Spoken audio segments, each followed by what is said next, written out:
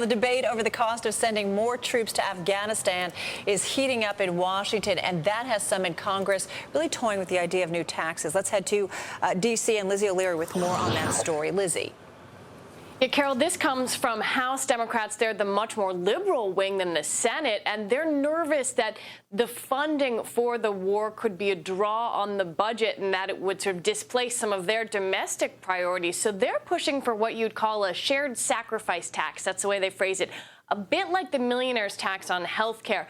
That would essentially try to fund those operations instead of drawing from the general budget. Now, most of the attention that we've seen in this debate so far has centered on the level of troops. We still don't know what that will be. The president hasn't announced his decision yet. But the president's the budget director told Bloomberg, though, that whatever the level, the cost works out to about $1 million per soldier.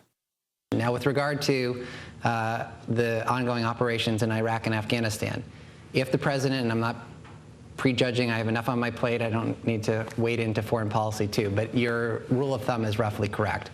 Every 10,000 troops would entail a fiscal year cost of about $10 billion.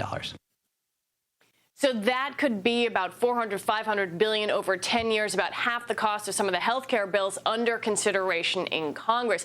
Now, this is an interesting issue because it essentially dovetails both budget hawks and liberals on the Democratic side. If you look at the defense budget, it has climbed significantly. That's where you have some budget hawks criticizing that. Still, it's unlikely that you would see conservative Republicans weigh against funding the military operation, but you do have this interesting dovetailing of concern in both parties. That's something that we're likely to see as we get closer to a troop decision and the real costs of it start to be calculated, and balancing that with the domestic priorities both of Congress and in the White House. Back to you guys. All right, Lizzie, thanks so much.